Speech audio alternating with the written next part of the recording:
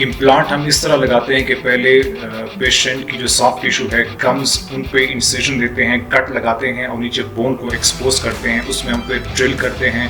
उस ड्रिल किए हुए सुराख में फिर हम पेच डालते हैं, स्क्रू डालते हैं, उसके ऊपर फिर क्राउन या ब्रिज देते हैं। जैसे कि आप इस वीडियो में देख सकते हैं, आपका नीचे वाला जबड़ा कुछ इस तरह से होता है। ये मेंटिकुलर मॉडल है, उसमें मैं एंटीरियर रीजन यानी फ्रंट रीजन में इम्प्लांट लगा रहा हूँ। इसमें पहले क्या करते हैं कि ड्रिल करते हैं। ये जो इंस्ट्रूमेंट मैंने हाथ में पकड़ा हुआ है इससे हम ड्रिल करते हैं। इसके बाद फिर इसमें स्क्रू डालते हैं और फिर इसके ऊपर हम क्राउन या ब्रिज रखते हैं। इम्प्लांट्स क्यों इम्पोर्टेंट हैं? क्योंकि दूसरे जो हमारे पास ऑप्शंस हैं उनमें हम जो फिक्स्ड प्रोस्थेसिस के ऑप्शंस हैं उनमें हम पेशेंट की जो नॉर्मल डेंटिशन है, नॉर्मल टीथ हैं, उनको हम ट्रिम करके देते हैं। जबकि ये इम्प्लांट हम उस तरह से नहीं करते हैं, हम बोन में ड्रिल करते हैं और इस वजह से हम कहते हैं कि implants are very close to the nature. जैसा कि आपके अपने दांत बोन में इम्बेडेड होते हैं, उसी तरह ही हम बोन में ड्रिल करके वहाँ पे फिर हम स्क्रू रखते हैं और उसके ऊपर फिर क्राउन या ब्रिज देते हैं। ये पेशेंट हमारे पास आया था फिक्स्ड आर्टिफिशियल टीथ लगाने के लिए, क्योंकि इनके टीथ एक्सट्रैक्ट कर दिए गए थे। तो अभी हम क्या कर रहे हैं, पेशेंट की जो अपनी डेंटिशन है, अपने जो उसके दांत हैं, उनकी हम असेसमेंट कर रहे हैं whether they are going to bear the forces of artificial teeth और नॉट। इसके लिए हम क्या करते हैं कि दांतों की कटाई करते हैं, उनको ट्रिम करते हैं और फिर वो नाप लेते हैं। इसके बाद उस नाप में मॉडल पोर करते हैं, वो लैब भेज देते हैं और फिर लैब में प्रोस्थेसिस बन के आ जाती हैं। अभी हम क्या कर रहे हैं कि इन दांतों को ट्रिम कर रहे हैं। इनकी भी फिर अपनी एक साइंस है, किस तरह हम ट्रिम करते हैं, क्या क्या इसकी डायमेंशंस होनी चाहिए, मार्जिन्स किस तरह होने चाहिए। सो ये हम किसी दूसरी वीडियो में डिस्कस करेंगे। अब जो प्रोस्थेसिस हमारे पास लैब से बन के आ जाती हैं उनको हम फिक्स्ड आर्टिफिशियल टीथ और ब्रिज कहते हैं। ब्रिज हम क्यों कहते हैं? क्योंकि ये अपना सारा सपोर्ट पेशेंट की जो अपनी डेंटिशन है, पेशेंट के जो अपने दांत हैं, उनसे वो सपोर्ट लेते हैं और जो मिसिंग स्पेस है वहाँ पे भी दांत आ जाता है। So that plays the role of a bridge. और इसके पिलर्स जो हैं वो पेशेंट के अपने दांत होते हैं।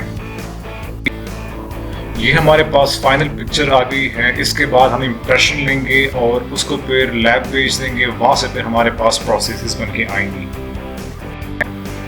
ये दूसरे पेशेंट्स के मॉडल हैं।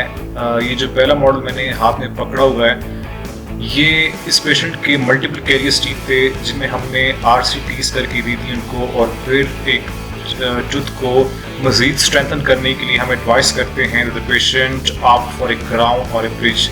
तो ये हमने उनके लिए एक 10 यूनिट ब्रिज डिज़ाइन किया है। ये जो दूसरा मॉडल पड़ा हुआ है नीचे, इसमें ये मिड वाला दांत नहीं है, ये मिसिंग स्पेस है और इसने सपोर्ट ली हुई है इन आगे और पीछे वाले दांतों से।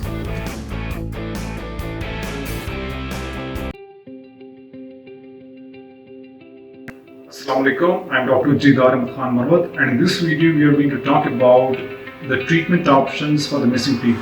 आपके दांत किसी भी वजह से एक्सफोलिएट हो गए हों या एक्सट्रैक्ट हुए हों, तो जब आप हमारे पास क्लिनिक पे आते हैं तो हमारे पास कौन से ट्रीटमेंट ऑप्शंस अवेलेबल हैं। सबसे पहला ऑप्शन है रिमूवेबल पार्शियल डेंचर और RPD।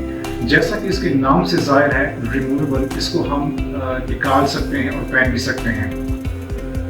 इसके बनाने का तरीका ये है कि हम पहले पेशेंट का नाप लेते हैं, जिसे डेंटल लैंग्वेज में इम्प्रेशन कहते हैं, और फिर वो इम्प्रेशन हम उसका मॉडल पोर करके उसको लैब भेज देते हैं और लैब से फिर प्रोस्थेसिस तैयार बन के आ जाती है। RPD के 2 क्लैस्प्स होते हैं, और अगर आपके मुंह में कोई 3-4 दांत, 2 दांत प्रेजेंट हो तो वो उन दांतों को घेर लेते हैं, वो क्लैस्प्स या कोंडे, और इस तरह वो काम करते हैं। उन दांतों से फिर वो रिटेंशन लेते हैं। ये ट्रीटमेंट ऑप्शंस उन लोगों के लिए सूटेबल है जो अदर ट्रीटमेंट ऑप्शंस अफोर्ड ना कर सकते हो, फिक्स्ड प्रोस्थेसिस या इम्प्लांट्स अफोर्ड ना कर सकते हो, तो ये एक अच्छा ट्रीटमेंट ऑप्शन है उन पेशेंट्स के लिए। इसका ड्रॉबैक ये है कि कभी कभार ये सॉफ्ट टिश्यू को इरिटेट करता है या टंग को इरिटेट करता है, तो इसको हम ट्रिम कर दे देते हैं, और इसके लिए कभी कभार पेशेंट्स के मल्टीपल विजिट्स लगते हैं। लेकिन एक मरतबा ये अडॉप्ट हो जाए तो ये अच्छा ट्रीटमेंट ऑप्शन है उन पेशेंट्स के लिए जो अफोर्ड ना कर सकते हों। इसका दूसरा ड्रॉबैक ये है कि टाइम के साथ साथ कभी कभार इसके क्लैस्प्स डिले होते जाते हैं, फिर भी पेशेंट्स के विजिट्स लगते हैं और उनको हमने from time to time activate करना होता है। इसका दूसरा ड्रॉबैक ये है कि इसको रात को मस्ट निकालना होता है, पानी में रखना होता है, इसको ब्रश के साथ साफ करना होता है ताकि अगर कोई फूड डेब्रिस या एनी अदर माइक्रो ऑर्गेनिज्म्स वहाँ पे चिपके हुए हों वो प्रॉपर इसको साफ करना है ताकि सॉफ्ट टिश्यूज के इन्फेक्शन का बायस ना बन सके। दूसरा ऑप्शन हमारे पास है फिक्स्ड प्रोस्थेसिस। इसके नाम से जाहिर है कि ये प्रोस्थेसिस फिक्स्ड होती हैं, ये दांत फिक्स्ड होते हैं, इनको निकालना नहीं पड़ता। इसके लिए हम क्या करते हैं, फॉर एग्जांपल आपकी ये दो दांत मौजूद हैं और बीच वाला दांत आपका मिसिंग है, तो क्या कर लेते हैं कि इन दो दांतों को ट्रिम कर लेते हैं। तो जो प्रोस्थेसिस लैब से बन के आती हैं वो इन दो दांतों से सपोर्ट लेती हैं और ये मिसिंग स्पेस पर भी एक दांत आ जाता है। तो इस वजह से इसको हम फिक्स्ड प्रोस्थेसिस कहते हैं कि ये हम सीमेंट के साथ फिक्स कर लेते हैं और इसको निकालना नहीं पड़ता। ये वेल अडॉप्टेबल है, ये सॉफ्ट टिश्यूज को इम्पेंज नहीं करता और जितने भी कॉम्प्लिकेशंस आरपीडी के साथ अटैच्ड हैं वो इसमें देखने को नहीं मिलते। फिक्स्ड प्रोस्थेसिस फिर हमारे पास दो तरह के आते हैं, एक को हम कहते हैं पीएफएम और पोर्सलिन फ्यूज्ड टू मेटल और दूसरा है हमारे पास जिरकोनिया।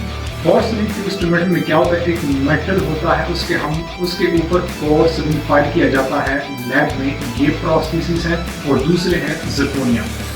इन दोनों में फर्क ये है, जिरकोनिया जो है वो प्योर वाइट मटेरियल का आता है, उसमें कोई मेटालिक एलिमेंट इन्वॉल्व नहीं होता। Zirconia crowns are aesthetically more pleasant and well adaptable but expensive. Fixed prosthesis का ड्रॉबैक ये है कि इसके लिए हमने पेशेंट की जो ऑलरेडी नॉर्मल डेंटिशन है, जो नॉर्मल दांत हैं, उनको काटना पड़ता है, तो ये इसका ड्रॉबैक है। तीसरा ऑप्शन हमारे पास है इम्प्लांट्स का। ये उन लोगों के लिए एक अच्छा ऑप्शन है जो अफोर्ड कर सकते हो, क्योंकि इसके लिए हमें आगे और पीछे वाले दांतों को काटना नहीं पड़ता। पेशेंट की नॉर्मल डेंटिशन को हम नहीं चेड़ते।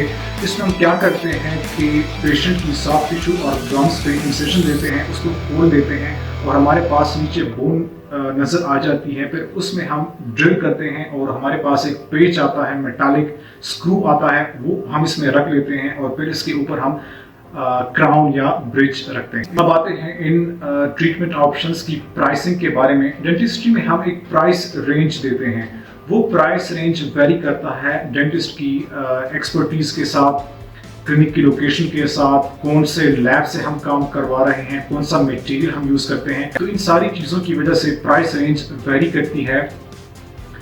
अब आते हैं ट्रीटमेंट ऑप्शंस की प्राइस रेंज के बारे में। सबसे पहला ऑप्शन जो हमने डिस्कस किया है आरपीडी। डेंटिस्ट्री में हम एक यूनिट का हिसाब लगाते हैं। फॉर एग्जांपल आपका एक दांत मिसिंग है तो इसका मतलब है कि आपने वहाँ पे एक यूनिट लगाना है।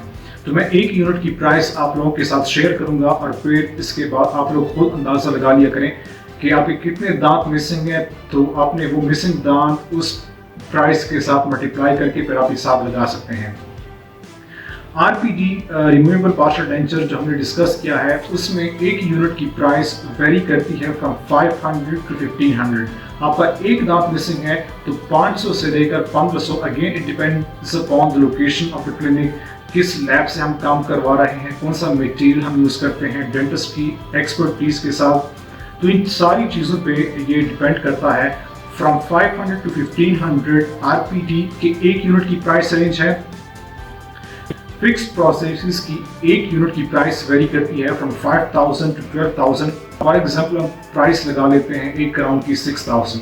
आपका एक दांत मिसिंग है सो 1 मल्टीप्लाई बाई 6000, दो दांत मिसिंग है 2 मल्टीप्लाई बाई 6000, 3 मिसिंग है सो आप उस तरह हिसाब लगा लिया करें।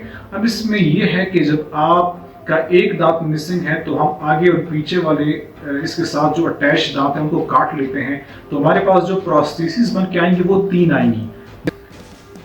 दो दांत जो है वो इनसे सपोर्ट ले रहे हैं और एक यहाँ पे मिसिंग टीथ की जगह आ गया है, तो ये 3 मल्टीप्लाई बाई 6000 और 7000, इस तरह फिर आप खुद हिसाब लगा लिया करें। इम्प्लांट्स जो है वो एक इम्प्लांट की प्राइस रेंज वेरी करती है फ्रॉम 60,000 to 1.5 लाख एक इम्प्लांट की प्राइस। तो जितने भी इम्प्लांट्स आप लगाना चाहें उससे फिर मल्टीप्लाई कर लिया करें। So this was all about treatment options and the price range. If you have any questions regarding your oral health, you can text or can comment below. Thank you so much. Thank you. In the end, I'm going to share a very important note. Fixed prosthesis में हमारे पास अपने दांतों का मौजूद होना बहुत जरूरी है, लेकिन अगर आपके पीछे वाले दांत नहीं है, आपके मोलर्स नहीं है, आपके पीछे कोई दांत नहीं है, आगे अगर है भी तब भी हम फिक्स्ड प्रोसेसेस नहीं दे सकते, क्योंकि इसके लिए हमारे पास मिसिंग स्पेस के आगे और पीछे दांत का होना जरूरी है। तो अगर पीछे या आगे इसके दांत है ही नहीं तो उस केस में हम या आरपीटी दे सकते हैं या implants. So implants are expensive, हर कोई इसको अफोर्ड नहीं कर सकता। So please take care of your natural dentition. उसको वक्त पर डॉक्टर को दिखा दिया करें, टेक्नीशियंस के पास ना जाया करें, क्योंकि अक्सर वो बेड़ा हर करके देते हैं। अभी जितने भी केसेस हमारे पास आ रहे हैं ऑलमोस्ट 40% तो उधर से आ रहे हैं, टेक्नीशियन से वो बेड़ा हर करके इधर बेच देते हैं। हम लगे रहते हैं, उनको बचाने की कोशिश करते हैं। सो नेवर एवर विजिट दोस टेक्नीशियंस। किसी अच्छे डॉक्टर से कंसल्ट कर लिया करें और अपने नेचुरल डेंटिशन को बचाने की कोशिश करें, ताकि फिर आप ये आरपीटी के कॉम्प्लिकेशंस, इसके साथ जितने भी कॉम्प्लिकेशंस अटैच्ड हैं, इनसे आप बच सकें, क्योंकि इम्प्लांट्स आर वेरी एक्सपेंसिव। और अगर आपके पीछे ये मोलर्स नहीं है, कोई दांत आपका मौजूद नहीं है, तो उस केस में you have to go for RPT और इम्प्लांट्स। इम्प्लांट्स अक्सर लोग अफोर्ड नहीं कर सकते, सो एक ही ऑप्शन रह जाता है आरपीटी का, उसके साथ ये कॉम्प्लिकेशंस अटैच्ड हैं। So always and always take care of your oral health. अपने ओरल हाइजीन का खास ख्याल रखें। और क्या क्या हम ओरल हाइजीन एड्स यूज कर सकते हैं, सो अपना ख्याल रखा करें। Thank you so much. Thank you.